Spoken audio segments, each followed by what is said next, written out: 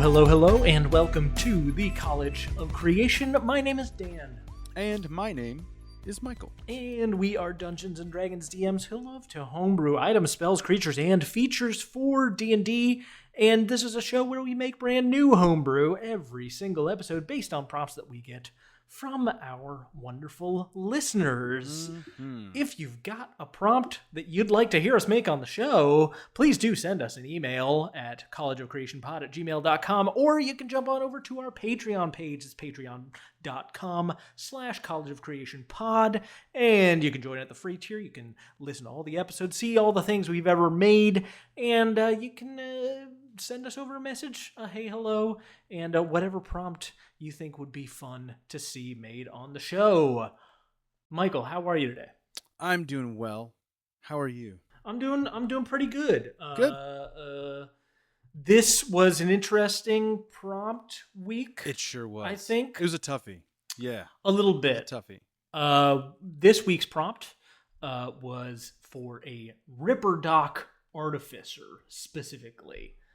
The idea of a Ripperdoc, it is evocative of something, certainly in my mind, but also looking into it a little bit further, I'm not a cyberpunk player. I've not played cyberpunk. So that idea of Ripperdoc is a concept within that universe of cybernetics, body modification, but for tech stuff. Arm cannons,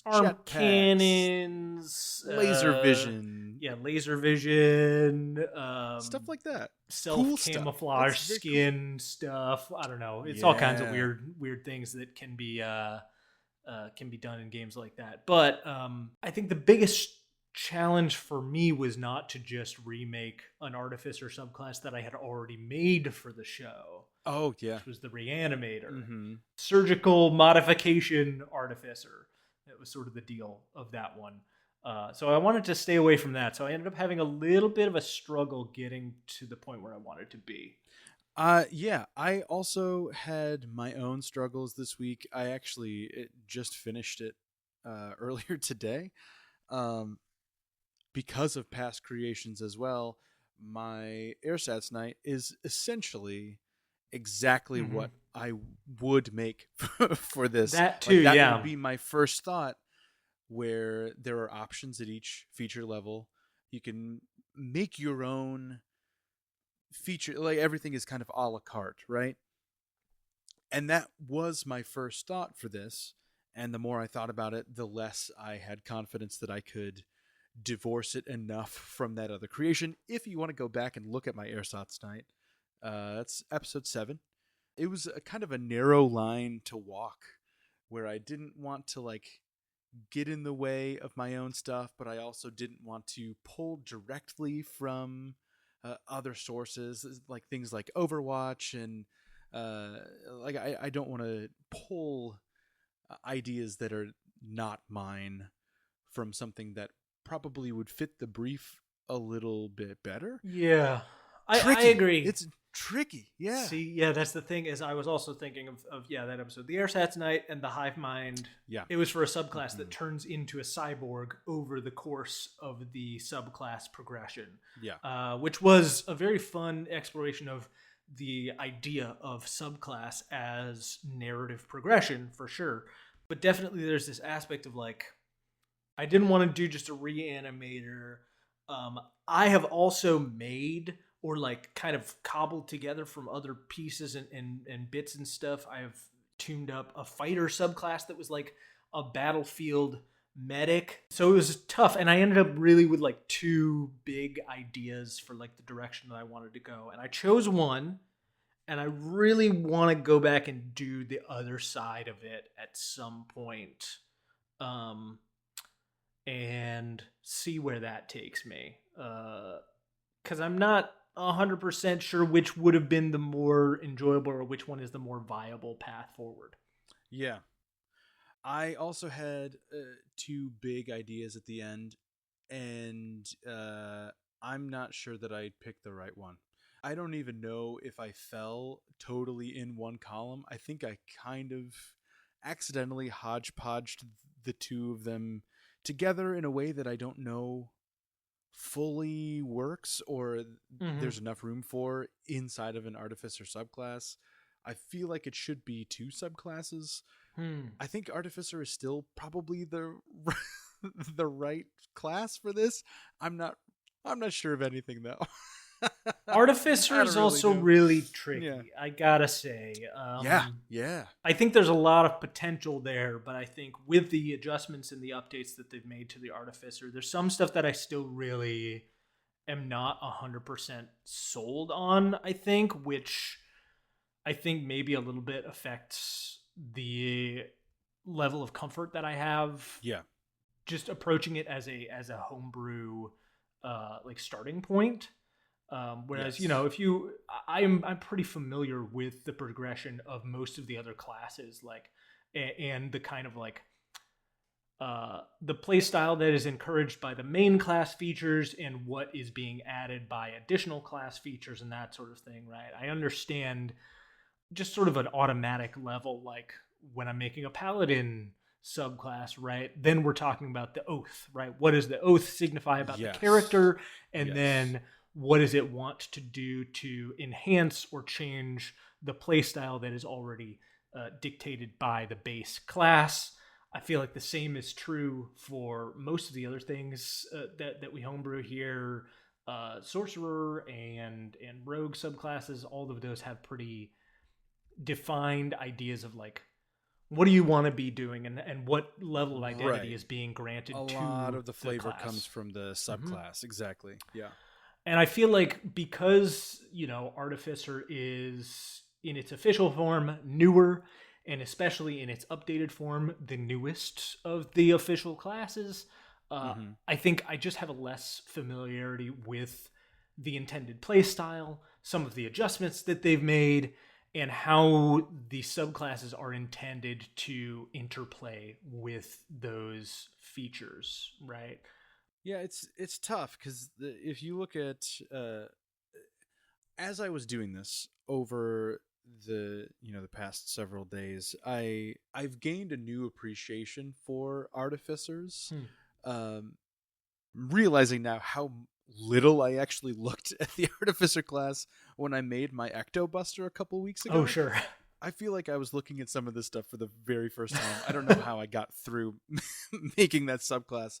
But looking at them now, there are so many precedents within the subclasses now. It almost feels like a set of paladin subclasses. Each subclass has spells. Each class has tools and proficiencies starting at level 3. Hmm. Each subclass has one central mechanism that they can supposedly make, right? Hmm. Yeah. Your arcane armor, you have the steel defender for the battlesmith, the eldritch cannon for the artillerist. And so I think actually the hardest part for me this week was figuring out what that specialization is. Like, what is the Hmm. tool Sure. that this artificer is using? I stumbled upon it on accident with the Ectobuster because I knew that I needed to have some type of like pack, right? I knew Yeah. I have some type of ghost holding contraption, and I knew that going in. So all of the hard work was already done. Yeah. But this time I had the ideas surrounding it, and I didn't know what the actual tool was. And it was a long road to get to that central conceit. And so I had to like reverse engineer a bunch of things and then figure it out and then build it back out again. And just some weird like Frankenstein version of what I thought it was going to be at the beginning. And I don't know. I don't know if it works. I'm not sure if it works at all. Yeah.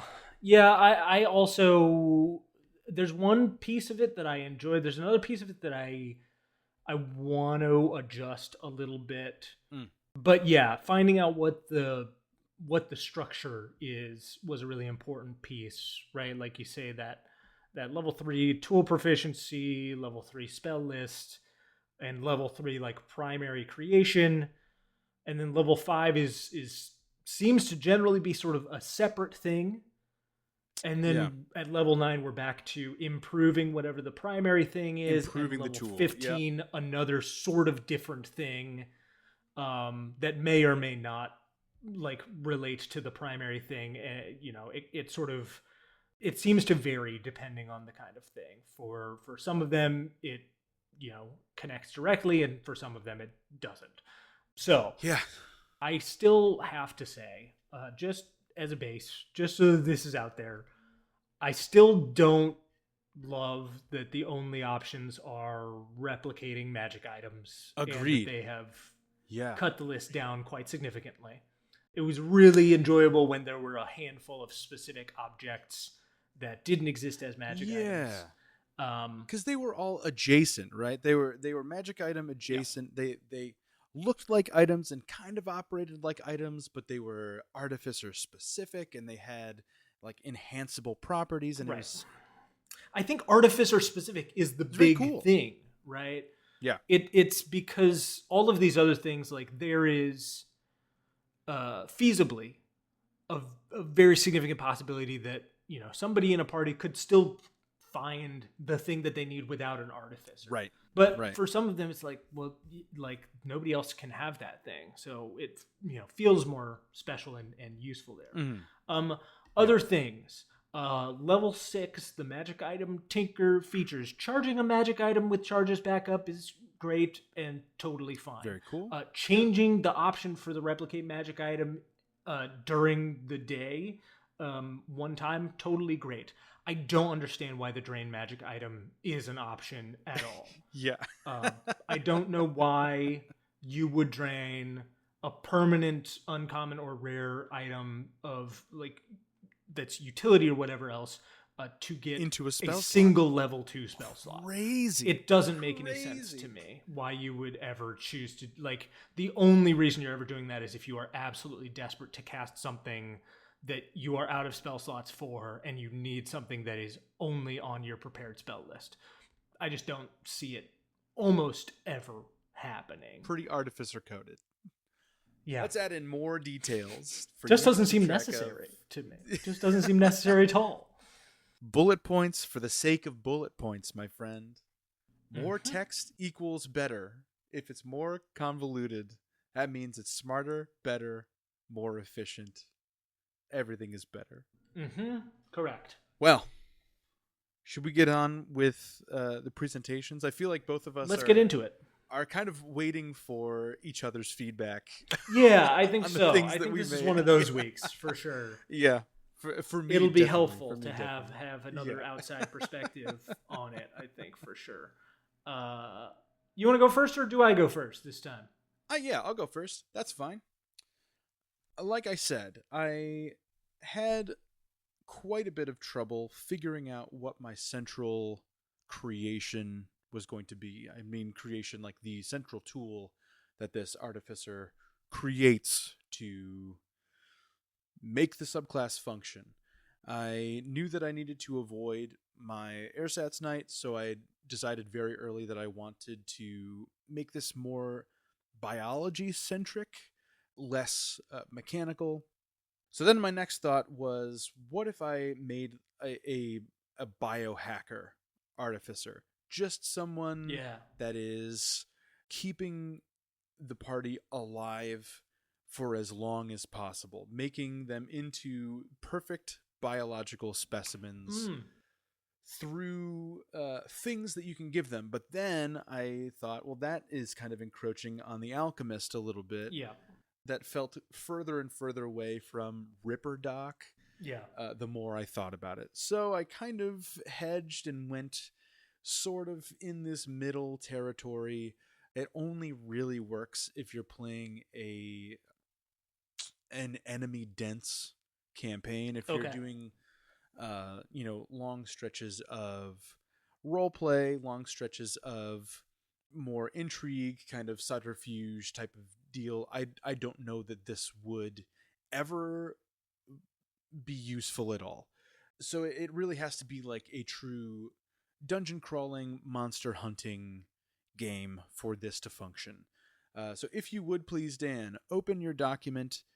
Today I present to you the Bio Extremist. This is a weird cross between a field surgeon and a biohacker. There are elements of both. Like I said before, I think there is room to build both of those ideas out into their own subclasses. Mm-hmm. Sure. A bit of a circle of the land issue where both of them, I think, deserve more room to breathe. But this is what I have today. When adventuring is at its most dangerous, vile creatures lurk around every corner. While these monsters pose an immediate threat to those that wander outside the safety of civilization, the very traits that make them dangerous can be turned into benefits in the right hands and with the right tools. Bioextremist artificers have such tools and have used them many times to bolster strength, heighten perception, and grant foreign abilities. It's worth looking and feeling a bit different, right? I like it. Thanks. We start at level 3. We have 3 features at level 3, some proficiencies, and then I decided to forego spells for 2 kind of counterpart abilities. So at level 3, our tools of the trade. We gain proficiency with martial melee weapons. We also gain proficiency with weaver's tools. And when you craft a piece of clothing, blanket, or other fabric-based item, the amount of time required to craft is halved. That's clever. It is just clothing. So you can make bandages or slings or things like that. Okay. With half the time. Also at level 3, you gain the emulsified solution ability. You've created an injectable solvent that, when combined with the blood of another creature, can grant previously unattainable abilities. As a part of a long rest, you can prepare a number of solvent-filled syringes equal to your intelligence modifier. When you are within melee range of a creature that has blood or comparable vital fluid, you can force it to make a dex save as a magic action. On a failed save, you successfully draw the creature's blood, which mixes into your solvent and creates an emulsified solution. The syringe is marked with whichever ability score of the creature's is highest, and what that score is. That's important. At the time of drawing the blood, you have to write down somewhere in your notebook, in your already complicated Artificer notebook, what the highest ability score is and what the number of that ability score is. Oh. As a bonus action, but not on the same turn as the blood draw, you can inject a creature within 5 feet of you, including yourself, with this solution. The marked ability score of the target creature then changes to the marked number, reverting back to normal after 1 hour. You can't create an emulsified solution from the blood of a creature with a challenge rating higher than your Artificer level. Okay. So you are drawing blood and taking their highest ability score. Now, if it's the same as your highest ability score and it's lower, don't use that. Yeah. Mm-hmm. Don't use that solution. You're gonna have to dump it out or use it on somebody else. The third level 3 feature is the surgical blade. You're also equipped with an arcane surgical blade. It can't be removed from your person against your will and functions as a longsword in combat, but deals fire damage instead of slashing damage. Outside of combat, you can use your surgical blade to safely remove a body part from a willing creature. You can take 30 minutes to sterilize the cutting site and amputate the part. If an amputation is complete within an hour of a creature contracting a condition, a curse, or enhanced disease, so for example, cerulean husk or a spell-casting sickness from a couple episodes ago, see episode, what is that episode? It was a couple of episodes ago. 83. That affliction ends for that creature. So you are getting in with enough time, close enough to the affliction to take a body part from them that, obviously will affect their adventuring abilities. But if it's a bad enough condition, like if you're preventing paralysis or petrification. Petrification was one that I was thinking of. But there's also... I just played with this recently with a slightly modified version of a Mummy Lord, which delivers a curse that prevents a creature from regaining hit points, prevents them from gaining any benefits from resting. It's rough, and it's one of those that. But a remove curse will do it. But if you don't have remove curse or curse breaker, cleric, or Yeah. somebody who can know remove curse in your party, this might be the only thing that will be able to stop it within an hour Right. of it happening and fully Right. taking root, right? But worse things, worse curses and things like that could be mitigated here. So I think that's fun. That's Thank you. desperate. Really specific. Yeah. A desperate attempt. It's an extremist. He's a bio Like you extremist. say, it's much more for like resource intensive, high intensity, Yeah. enemy heavy kind of gameplay. Like Where you this is don't the have, only option. yeah, you don't We have can't a fast long travel rest back to to wait town. for somebody Yeah. to prepare remove curse or greater restoration or something. We don't have time for whatever it is. Like we just need to nip this in the bud. We got 30 minutes. We're taking that arm and we'll figure it out. But Right. But that perfectly feeds into the feature you receive at level 5. This is the Foreign Severance feature. You can spend 15 minutes to harvest a limb from another creature that has been dead no longer than 24 hours. They cannot have been dead longer than a day. You then spend 15 additional minutes replacing a limb that has been removed using your surgical blade with the harvested one. yeah, that makes sense. This replacement can't take place if more than 1 hour has passed since harvesting. So there is, a ticking clock. If you can't just harvest a bunch of stuff and throw it in your backpack. You have to keep the creature whole until you're ready or safe to, commit time for this reattachment. Sure. Yeah. The creature receiving the new limb gains one of the following benefits from the harvested creature's stat block based on an agreement between the player and the game master. So whatever that discretion ends up being, you can choose one action or bonus action that does not utilize a weapon, one trait, or a movement speed previously not possessed by the recipient. So if you have a walking speed and the creature's walking speed is faster, you can't just increase your walking speed. Yeah. But if the creature, if it's like a giant spider, you could give yourself a climbing speed. Or if it's a mermaid, you could give yourself a swimming speed. Yeah. And the logistics and narrative framing of that is kind of up to the player.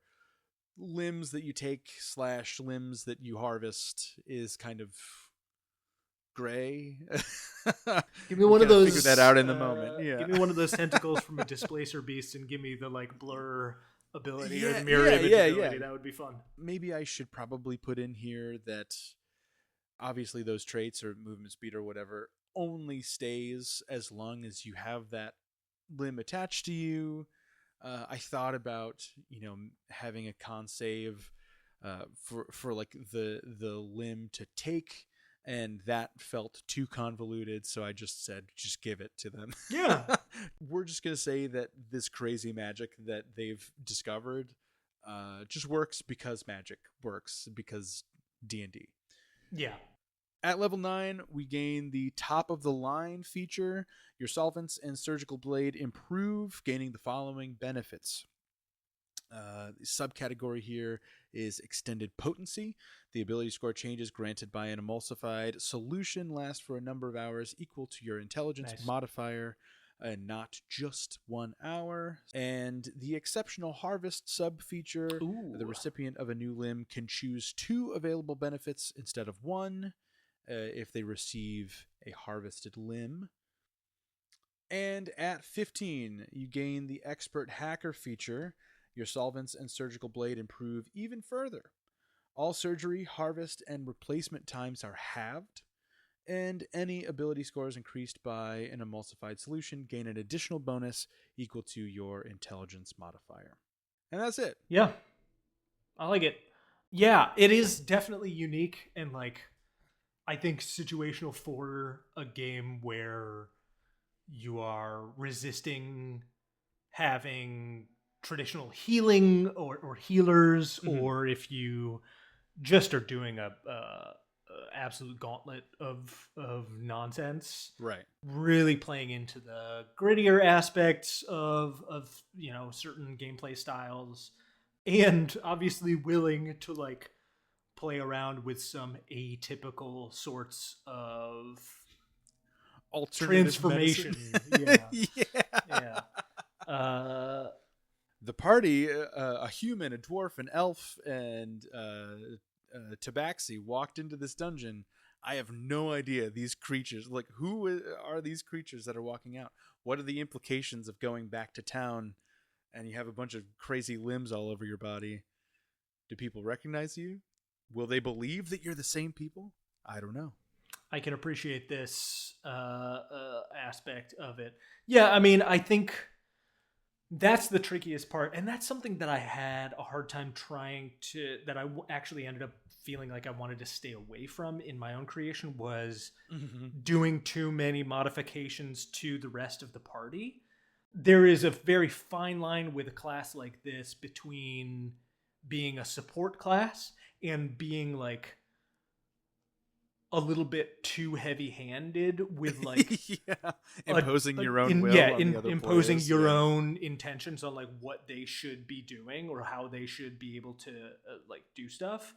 That was a little tough. Like I feel like the cool thing about most like support classes, support aspects of the Artificer, the Bard, Cleric, these other like uh, uh these are the classes that are great supports is their support is usually like pretty general, not prescriptive. Yeah. And I think when I was looking through mine, I was like, well, if I'm making like permanent or even semi-permanent modifications to other people in the party, like how do I keep that from being prescriptive? Yeah. Deciding for you what you want to do. I suppose to a degree it might just be like adding what is available to you, but that ends up not feeling like the class or the subclass is doing all that much. It's just sort of there to provide more options for other people, which I guess isn't terrible, but it feels more like an NPC than it feels like a PC to a degree. Which I think is a tricky thing, and I had a hard time with that. So I think that is the tricky thing when it comes to this, and I think that is somewhat helped by the open-ended nature of the like limb reception thing. Like the creature having their limb amputated needs to consent. Like they need to be a willing creature to have their limb amputated, and then they also like in the above table section of the level 5 feature, it's like a general agreement between the players and the game master of like what is this what do you thing want? And so what would be useful for everyone to play with. Everyone is kind of involved in that decision. I think that does help. But it's a sticky thing with this sort of creation, I think. I agree, and I will be the first to admit I have not spared any heat for the published subclasses that clearly don't benefit the character very much. Sure. 2014 Purple Dragon Knight, awful. Has no features that benefit the fighter themselves. The Beastmaster Ranger I have been very critical of, even in the update. But I digress. We don't need to get into all that. I wanted to make something that was still beneficial to the Artificer. And that's why I left it open-ended. The surgical aspect of this, like there is a world in which, given the resources available to you, you could just modify yourself and nobody else, if nobody else in the party is interested in doing that. Also, I suppose this is probably something that you shouldn't play unless everybody at your table kind of agrees to that to that style of play. Like, okay, we're kind of going bare bones. Nobody's going to play a paladin. Nobody's going to play a cleric. This is our healer, for better or for worse. How are we going to make it through this monster infested dungeon? Also, DM, throw us some monsters that just have like crazy traits. We don't want to be fighting enlightened rats and goblins. Give us the weird slime lord that can launch pseudopods out of its hands or something like that. I will say I do enjoy the emulsified solution feature in particular quite a lot. Thank you. It's kind of that like secondary piece of the multi-part level 3 artificer thing that needs to be there. Yeah, I think that's a cool feature to like do some support or self buff, right? And it's a unique buff. It's based around this kind of Monster Hunter-y thing. Like it would feel very comfortable in the like Monster Hunter book. I think that kind of feature or magic item or whatever it is would feel very much at home in that book, I think, and that's fun. I like it. Thanks, man. I'm gonna let it sit and come back to it in 3 or 4 months to figure out which side I want to dive down, or split it in 2 and make 2 fully separated subclasses, a monster harvester and a blood drawing support buff artificer. I don't know. Very fair. I don't know what the future holds. Very fair. Who's to say? Who is to say? I suppose me, I guess. Yeah. Correct. What about you? What? So what did you bring today? Yeah, the avenues that I was going down were sort of either the more healer focused kind of, but like sort of rushed healing, sort of like that. But the idea was that it would obviously have to come with like some limitation or some level of kind of some cost that is greater than existing healing, either spending of hit dice and things like that, or I wasn't entirely 100% sure what all of the deals would have been with it, but it would have been something where those modifications and those things were very temporary. They were sort of in place of existing healing, and they or in place of like other more sufficient or more comprehensive healing, and they would be able to be done quickly and like in the moment and keep people on their feet, at perhaps a cost that you make up further down the line. You end up having to take maybe more short rests to be able to get back to full and that sort of thing. But so there's an idea there that I would still like to explore. I think it probably has something to do with either sacrificing like levels of exhaustion or sacrificing hit dice in order to cleanse things and stuff like that. Or, reducing maximum HP but pushing temporary hit points. And that sort of thing, so that like healing ends up becoming less useful, but you end up still being able to stay on your feet and fight more and more. It's a little more tightrope kind of thing, which I think could be fun, especially for a kind of grittier flavor of artificer healer. But I decided to go more for the I guess the more modification piece of the thing. If Ripper Doc is primarily around body modification and like kind of weird back alley surgery, if it's those two things combined, I went more for the body modification thing as more some practical but also very much aesthetic was a huge piece of it. So there's something of this artificer that I think I would like to see it in the hands of a player who has a real creative edge around description and aesthetic and stuff like that. So this is a modder. This is just a body modder. Artificer subclass, the modder. If you would open up your document, all adventurers want to be the best that they can be. For many, this means strength and agility gained through countless hours of rigorous training. It may mean persistent study of magical principles to fine-tune spellcraft. It might mean constant devotion to a god or ideal honed through a dedicated practice of meditation, reflection, and self-sacrifice. For modders, the best version of oneself can be achieved with little more than a decent pain tolerance.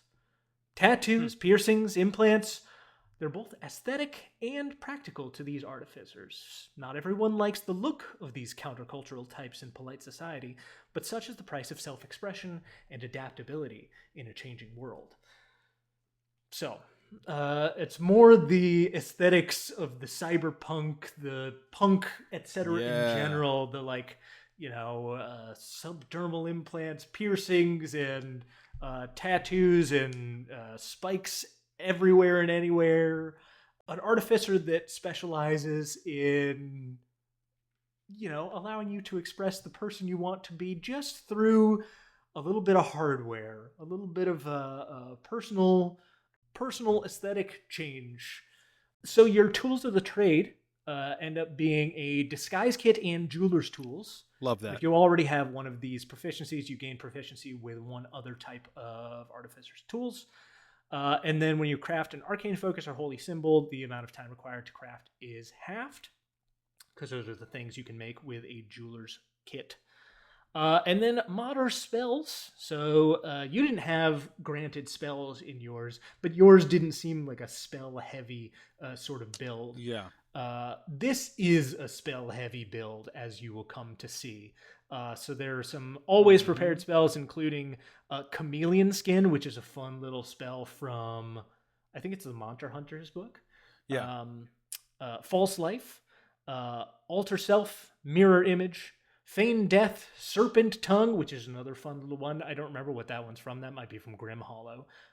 Your tongue turns into a serpent.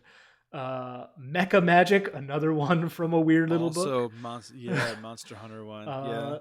Stone Skin, Endure, another weird little side spell, and Greater Restoration. I gotta say, this is a side note, but whenever I'm making a subclass with an expanded spell list, that is the thing I have the hardest time with, is figuring out what are the granted spells.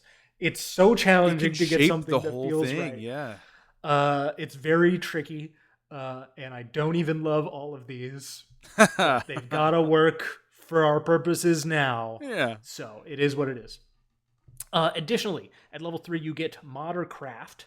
So you gain the ability to create magical tattoos with your replicate magic item feature. Nice. You gain the ability to learn one additional plan, and the number of magic items you can create at the end of a long rest increases by 1. These additional uses can only be used to learn and create magical tattoos, however, and their attunement cannot be ended unless the attuned creature dies. So once you do a magical tattoo, that attunement is in there forever. Sure. Or I guess I should say also, if you die, it also would go away. Yeah. You can add any common or uncommon magical tattoo to your known plans at level 3, any rare magical tattoo at level 6, and any magical tattoo, very rare and above, at level 14. Nice. You also get one additional thing, and this is the primary craft of the thing. You learn how to craft unique jewelry to expand your artificer abilities. Ooh. Using your jeweler's tools, you can take 10 minutes. I'm going to actually change that to being just when you finish a long rest, you can do this. You create a number of piercings, implants, or other modifications up to your intelligence modifier. Each one contains a single artificer spell of your choice that you do not have to have prepared. So you, it's similar to the spell storing item that you get later on at level 11. However, the big difference here is that each one contains a single artificer spell of your choice that is not on your prepared list for the day. So you choose your prepared list for the day, and then you choose an additional number up to your intelligence modifier of bonus spells that you have in piercings, other body modifications that you have. Each spell must be of a level equal to or less than half your proficiency bonus, rounded down. And each one can only be cast once and only by you without spending a spell slot. That's fair. I have considered changing that to you can cast each of them once from the thing. So if you do want to cast them, you still can use your spell slots to do so. They're just like you're expanding your prepared spell list for the day. Yeah. That I think is a better structure for it. So I'm probably going to change that. Yeah, I think that's really cool. These modifications give you extra flexibility. They allow you to do more. They're just expanding your abilities just a little bit. Then at level 5, you gain dynamic form. So your experience modifying your own form means you can alter yourself with very little effort. When you cast an artificer spell from the transmutation or illusion schools with a range of touch or self, that spell does not require concentration if you target Ooh. yourself. Yeah. And I should say Very yourself only. So things like invisibility, that if you upcast them and get multiple people, that would still require, or not invisibility. There are other ones, though, that you know what I'm talking about. Yeah. That you can have additional targets, but if you choose anybody other than yourself, you still require concentration. But if you only target yourself, you don't need concentration. So Sure. things like Expeditious Retreat that normally require concentration, if you cast that on yourself, it does not require concentration. You can adjust yourself, you can mod yourself out as you see fit. At level 9, you gain improved implants. So your expertise in Moddercraft allows you to branch out beyond your own knowledge. So when you use your arcane implantation feature, you can imbue one of your created objects with a spell from another spell list. This number increases to 2 objects when you reach level 17 in this class. Nice. So you get a little extra flexibility outside of your own, somewhat similar to Magical Secrets feature of the Bard, Yes. but yeah. a little bit more limited. And then at level 15, you get Form and Function. You can choose any Artificer spell from the Transmutation or Illusion School of 3rd level or lower.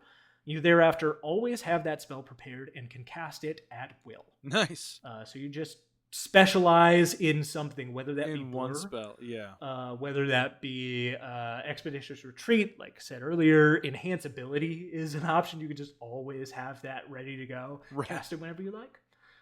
And if you cast it on yourself, you also don't need concentration. So you can just continually enhance your own ability as you see fit for anything That is you very need. cool. Very cool. Yeah. So it's much more self-focused, this particular subclass, whereas the other one I would make... Which I love. Yeah. It's a complaint that both of us have had in the past, how much the Artificer serves other creatures. Mhm. And this one does a really good job moving away from that idea that you have to always be support or always be crafting things for the sake of the party. This is really neat. I like it a lot. Yeah, thanks. Yeah, I mean, I think the magical tattoos are a fun thing to give the option to, like, also Yes. give those to your party. You know, but and much like the other, you know, magical item crafting, you know, it can be for you, it can be for the rest of your party. Mm-hmm. But I like the magical tattoos conceptually. Some of them are pretty obviously better than others, but like Yeah. having the option there in terms of the number of things that you can do. What is it? At level, if you're going mid high level, what do you max out at? You max out at 8 plans and can create 6 items. Even down at mid levels, though, 6 and can create 4. So this would bump you up to knowing 7 and creating 5. It's just a little bit of a bonus, a little bit of a buff. Yeah. And you know, again, I like expanding the options for artificers for the things that they can create. I was so worried that we would have a ton of overlap this week. It seemed when we rolled this like I couldn't conceptualize different ideas for what this could be. And the further I got into the week, I was like, oh man, we're just gonna we're gonna have the same exact thing. Couldn't be further from the truth. Great. Yeah. Everything that I conceptualized was like too close, like that I initially conceptualized was too close to something else, or was just like too there's too much overlap with something else, or it was just like didn't feel like the kind of artificer that I was interested in making, or whatever it was. So this was very much a week where first thought, best thought was absolutely not the order of not the way to go. Yeah. 7th thought ended up being the one that I went with. So these things happen. These things do happen. I do have to, because I forgot to before, I have to shout out our friend John, guest on the pod, friend of the pod, has given many prompts to us. I actually texted him because I did not have an idea, and I had a good conversation with him, and he is partly responsible for how complete my creation looks this week. Well, thanks, So John. credit where credit is due. John Steele. Thanks, man. Thanks, John. We appreciate you. Yeah. Well, that's delightful. Michael, should we roll for what we're going to make next time? Absolutely. I am going to pull up our big old list of prompts. Great. I will pull out a D20. Again, if you have a prompt you'd like to listen to Dan and I create, you can give us an email. Send us an email to collegeofcreationpod@gmail.com, or you can go and visit us over on the Patreon. That's patreon.com/collegeofcreationpod. Send us a message there. If you so choose, subscribe at the $5 tier, and you get a bunch of bonus stuff. Playing games, doing other stuff. Yeah. we do. Top 10 lists, drafts, class breakdowns, lots of stuff like that. We'd love to have you over there if you can spare the change every month. Dan, what are we making next week? That is a 17. A 17. We have more spells. That's good. We haven't made spells in a while. A 17. Create a full run of Ranger and Paladin spells, 1 to 5 each. Ooh, 1 to 5. So 10 spells. 10 spells, like the Druid, okay. but 2 half casters this time. So no cantrips. Full run of Ranger spells, full run of Paladin spells. Yeah. 1 to 5. How do we avoid divine healing for the Paladin spells? And how do we avoid finding stuff for the Ranger spells? Where can we go and where are the gaps? Yes. Are there gaps? Who's to say? There have to be gaps. There must be. We managed to find 9 gaps each for our Druid spells. For the Druid spells, yeah. This is interesting though because it's significantly lower level spells. So you're looking at, there's a strange quality to especially the higher level Druid spells where it's like at a certain point it's just like anything is possible. Yeah, it did seem like the higher level stuff, the bigger magic, was easier to conceptualize because it really had no limit. It could be you have the room to just say, yeah, this is earth-changing magic. Yeah, and you just come up with a concept, and then you're just like, okay, then how do I make that to like the highest level? Right, blow it out of proportion as much as you possibly can. Yeah, and then it's a ninth level spell. Lift 1 square, like 1 mile area of Earth out of into the sky. Yeah, great. That's fine. All of your levels.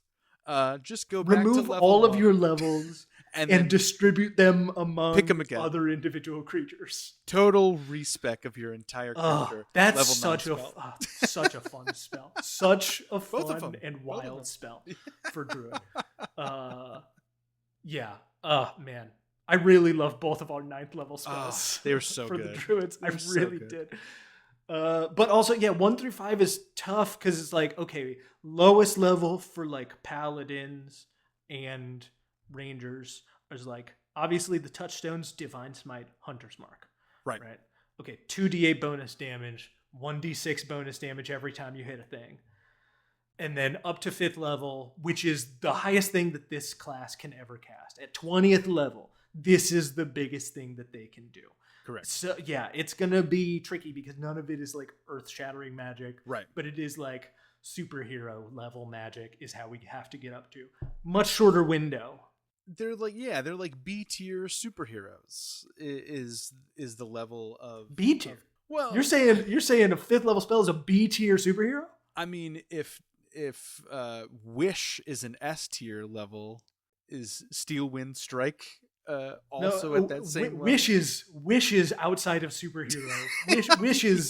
Wish is Galactus level. Yeah. Like that's no superhero is doing that. The Watchers are casting Wish outside of the galaxies. Man, things that exist in a universe beyond your reckoning. Like So the thing is, like 5th level spells to me, that's like the top for all the like iconic spells, right? The big ones that like 5th level spell is massive, but also you can come up against it and like you can bear it a couple of times over the Right. course of a battle, right? Whereas Mhm. like you get up to 6th, it's like, oh, okay, the bad guy is really trying to like show us what they're capable of.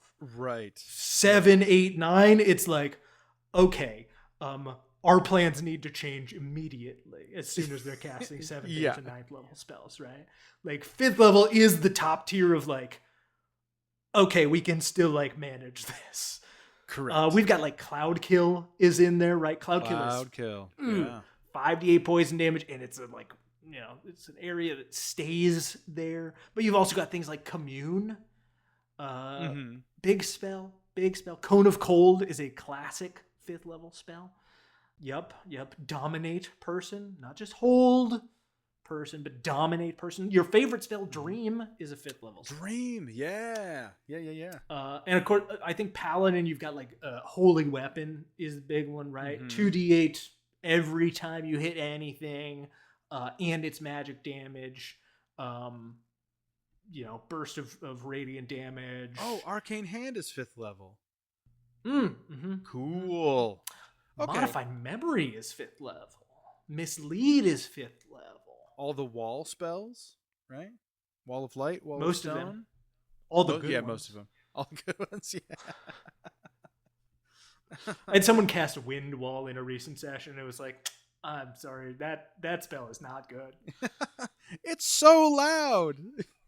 The wind is so loud. Good for certain things. Yeah. So I stand corrected. A to S tier superhero spells. Yeah. So I think we'll have a good time doing these. I don't know what I'm gonna do though, but it's gonna be fun. I don't either. So. Yeah, I mean, I started the druid spells the same way though. I was trying to look at it as a whole, and I was like, oh my gosh, this is so much stuff. Oh yeah, you got to Then just go once one you at break a it time. down, do one at a time. It's totally manageable. So I'm sure it will be quite a fun thing. Yeah. I'm looking forward to what you come up with, Michael. For all of our listeners, I hope you're looking forward to hearing the spells that we come up with and banning them at your tables. And until then, Michael, anything to say to the people before we say goodbye? Yes, I do have something to say to the people before we say goodbye. We have referenced this many, many times, and I think a lot of the creations that we have made for this show, this concept applies to, but we've never directly addressed that you should implement this tactic. Everyone, shoot your monks. There's no reason not to. The concept of shoot your monks, if you have skipped the other episodes where we've talked about it, essentially says monks can deflect or catch ammunition. And if you don't send ranged attackers to fight against your monks, they can never use that ability. So you should, as a game master, consciously put ammunition into the air against your monks so they can use the ability that they're granted in the game. And that applies to both things that we created today, certainly more so mine for today, but Dan has had plenty of them that have outweighed mine in this regard in the past. If you're playing, or if you have a bio-extremist artificer at your table, throw a bunch of weird monsters at the bio-extremist artificer. Put them in a position where they need to be desperate enough to use their surgical blade. Yeah. Craft the story to highlight your player's features, and then you'll never, ever, ever be in a position where it feels antagonistic. You completely avoid a player versus DM dynamic because it then feels like you're working together. So absolutely shoot your monks. You should do it all the time. It makes every game better. I fully believe that. And that's it. Yeah, definitely. I mean, obviously, I think there are some points where you can say shoot your monks the first round of combat, and then the enemies get smart. Sure. But in any case, give them the opportunity. Like, if your players want to play with smart enemies, let the enemies learn and change, and give the players the opportunity to do the same. Correct. Always. But also, I'll say this. Your plays don't always have to be up against smart enemies. Sometimes you just got to give them an easy steamroller encounter to let everybody have a really great time. Man, ain't that the truth? Just getting all of their good stuff out. Make them feel give like them heroes. They're heroes. Yeah. They're superheroes, right? These are like god level people. Commoners have 8 hit points, and your characters have like 50. Let them feel like demigods, because give them a good steamroller fight from time to time. It's fun. Yeah, it's fun for everybody. Yeah, I do it on accident all the time. I do it on accident all the time. Never tell them that. Never tell them it's on accident. Always say it's on purpose. Yeah. I just wanted you guys to feel real strong today. Yeah, definitely. Just trying to throw you a bone a little bit. Yeah, it's not always going to be like that. And then close your computer and don't let them ask any more questions. Right. Weep to myself. Incredible. Well, Michael, always a pleasure. Yes, listeners, absolutely. We hope you enjoyed your time today, and we will talk to you next time. Goodbye. Goodbye.